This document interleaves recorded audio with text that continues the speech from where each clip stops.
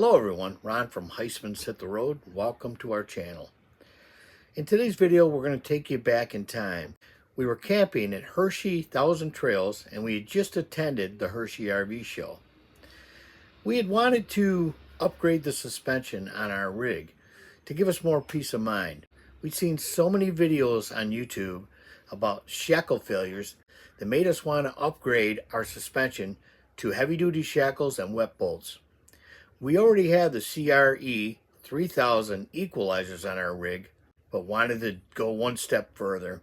Now, as you'll see, I actually installed these at the campground. So if you're at a campground and you want to install this kit, then watch, follow along. You'll see how I went about it. If you don't feel comfortable working under a rig this heavy or doing such things, then please just hire a professional. Hope you'll enjoy the video. Come along, we'll skip the introduction.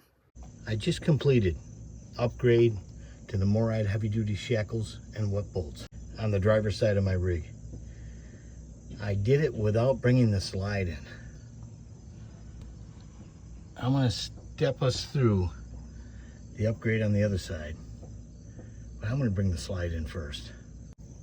My unit came with a CRE3000 MORryde equalizer, but it did not have the heavy-duty shackles and wet bolts. Okay, so as promised, I brought the slide in over here on the passenger side.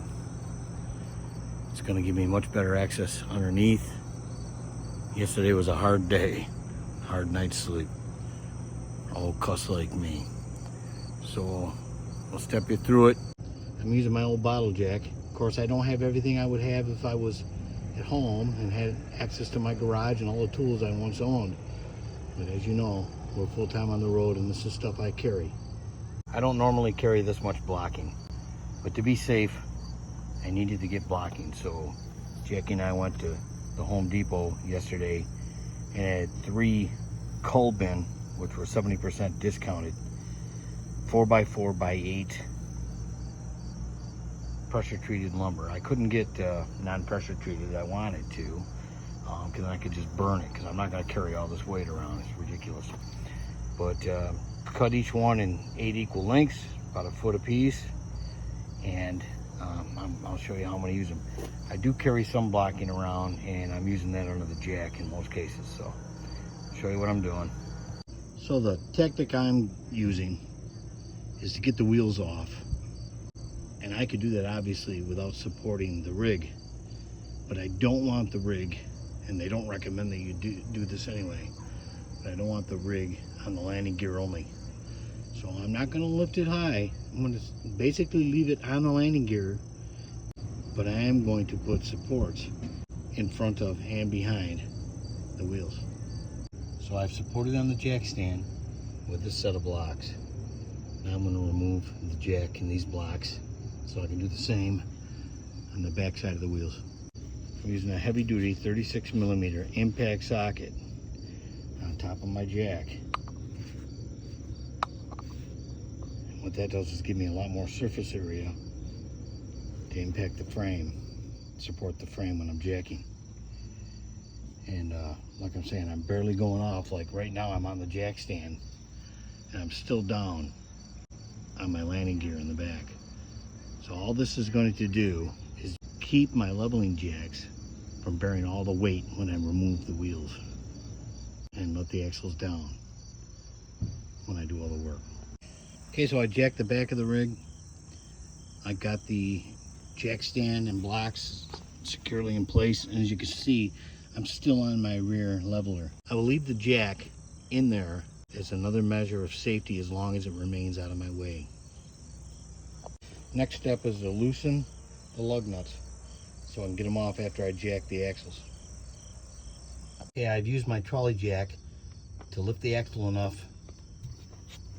so the tire spins free so I can get the wheel off on the back tandem. I use my impact driver to remove the lug nuts.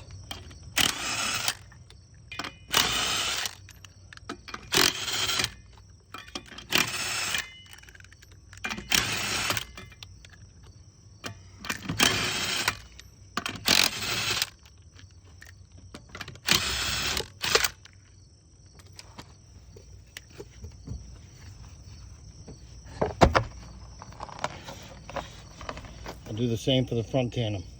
Okay, so both wheels are off on the passenger side.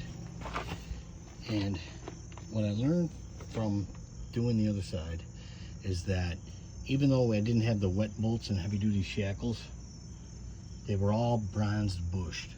Okay, so the bushings in the CRE3000 equalizer were all good. I mean, they were perfect. I wasn't going to mess with them, so I cleaned them up and I reused them.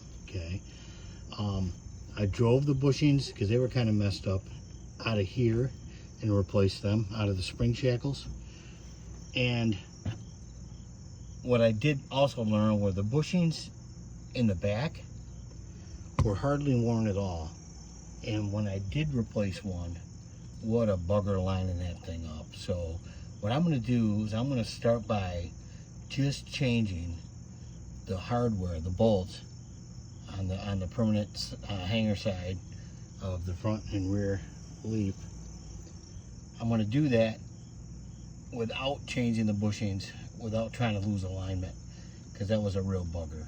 Had I been in a shop with more jack stands, I only carry 2 jack stands with me, and more blocking and more jacks. Luckily I have the bottle jack and the trolley jack to do this as it is. But anyway, that's what I'm going to do. So I'm going to start with this one here.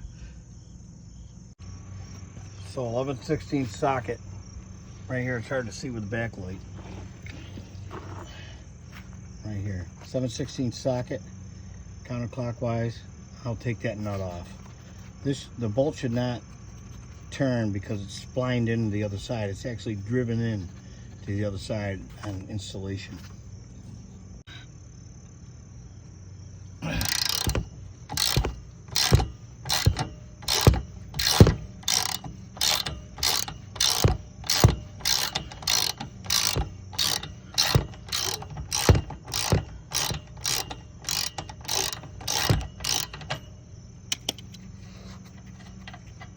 That's it. So I started the nut back on the other side of this and went a few threads so I had something to hit on without peening over the end of this bolt. I don't really much care if I peen it over much because I'm not going to reuse it, except for I don't want it to damage the bushing coming out.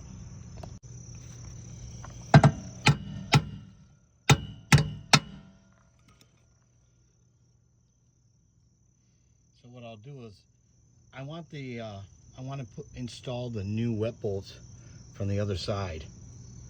That way the tire won't be in the way. I can get underneath to grease them. You can see on the other side where I did that, and you can see the grease fitting.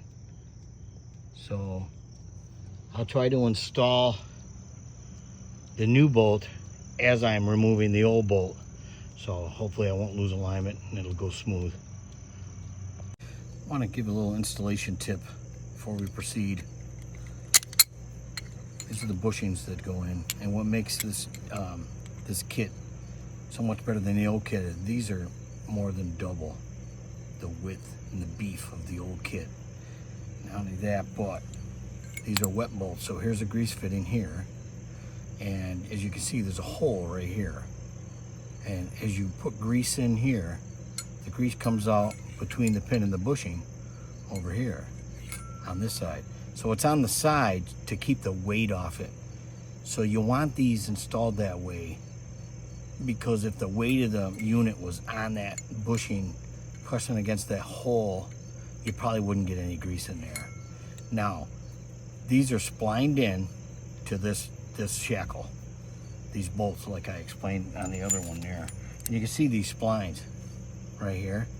This is the bolt that I'm going to replace on the stationary end of the spring shackle, or the spring.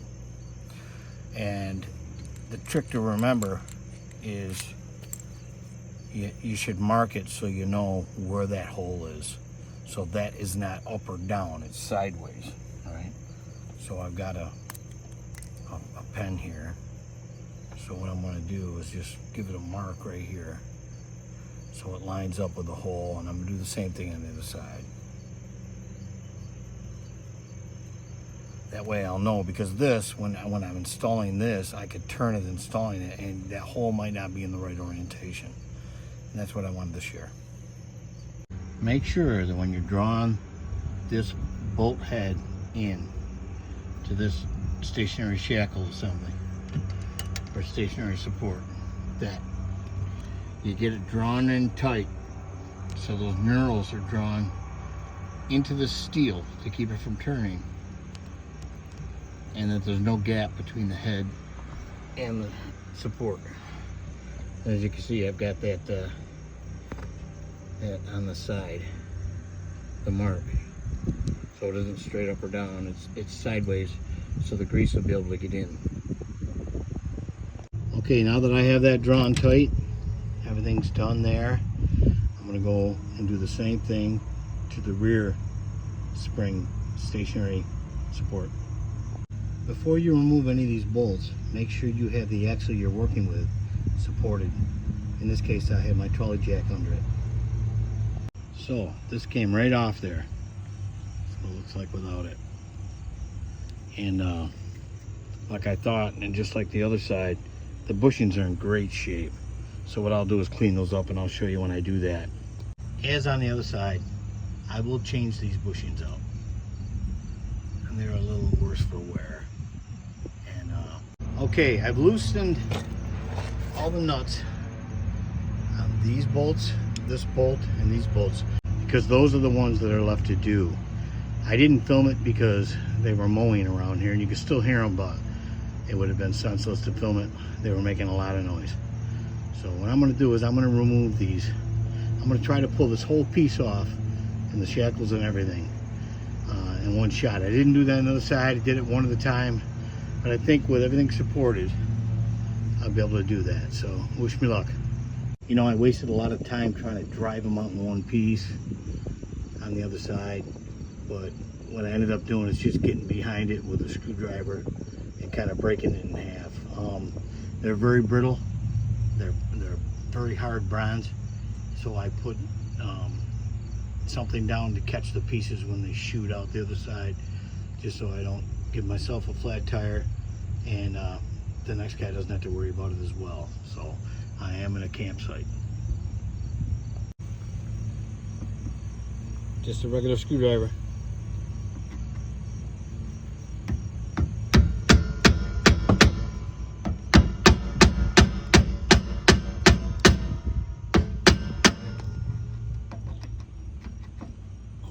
Busted a piece out and it went flying.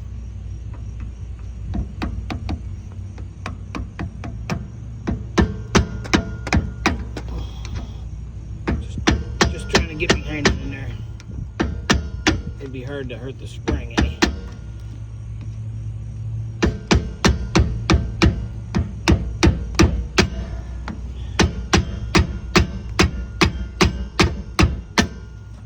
There, I think I'm all the way through. All kinds of, oh, sorry about jiggling the camera, but all kinds of chunks breaking out of there.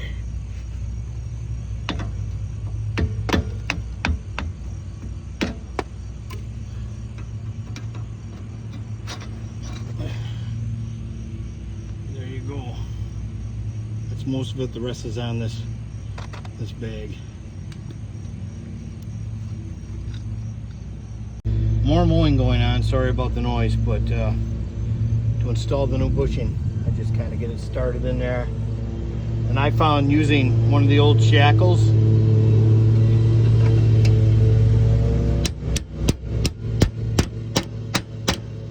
worked fantastic. Easy side-by-side comparison. The old shackles with the new shackles. No contest. Since I'm not replacing these bushings, I'm just going to clean them up with this brush and some WD-40, and that should be good enough. The bushings are in great shape. Just giving them a quick clean. Okay, so I got it all cleaned up, all the bushings, and I've cleaned a lot of grease off the unit in total, because I wanted to do a really good inspection. The rubber is in good shape, the rubber dampener, right? You can see this black rubber between the blue and the silver. That's in good shape. And also, I have seen videos online where right at this weld, right right here, they've failed and there's been fractures and cracks. Now that's a weld, but it's not a crack. And everything looks great. So I'm gonna go ahead and put this back on. Okay, remember when everything came off, all the OEM, the original bolts were in from the outside and the nuts were all in the back side. It's gonna be just the opposite here because I want access to the grease fittings, the zerk fittings on the bolts, now that these are wet bolts. So everything will go in from the back this way. So I'm gonna go ahead and install the equalizer.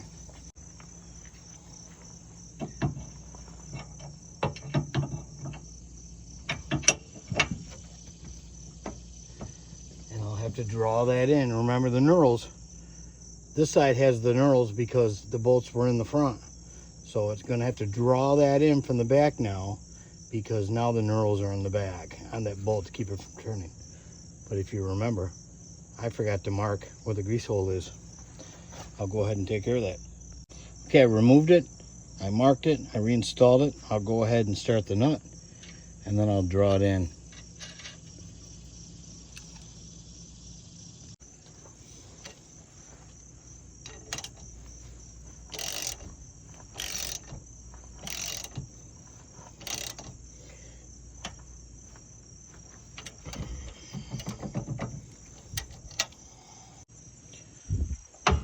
She's in.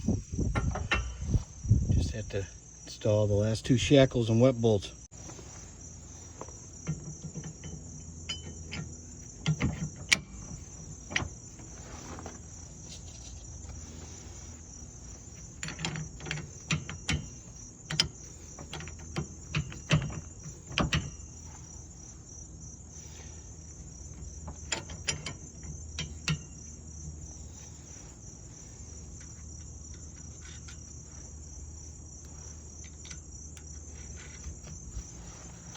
Okay, tighten it down and then do the other one. I did have to let the trolley jack down just a little bit to get proper alignment. But all ready for the nuts. I'll tighten them all down before I put the wheels back on and put weight on it. I'll make sure they're all greased. And then we'll just have to get the wheels back on, let it down. Torque the lug nuts to 150 pounds. Remember 60 first, 120, and then 150. Wheels are back on, torque to 150 foot-pounds. All the blocking is done. I've let it back down. The rig is level. I think we're all set. I purchased the MORryde wet bolt upgrade kit at the Hershey RV show. Sale price for the show was $99.99, so under $100 pre-tax. Give yourself 2 full days. That way you can take breaks, and if you run into trouble with alignment, you can stop and think about it and move the jacks around. And just be very, very careful if you do this. If you don't feel comfortable working under something this heavy, you don't feel comfortable rigging and blocking, then I recommend you pay someone to do it. Trust the expert. Again, this was not a how-to video. It was a video on how I did it. I'm glad it's done. I'm gonna have much more peace of mind going down the road with those heavy-duty shackles on there. That was one of my biggest fear with the suspension, was the shackles breaking. I've seen a lot of videos. If you enjoyed this video, please click the like button and subscribe to our channel. Thank you. If you've enjoyed watching this video, please like and subscribe. And also, click on the bell icon. That way you'll be notified when new material hits our channel. From Rohn and Jacki at HEISTMAN'S Hit the Road, have a great day, and thanks for watching.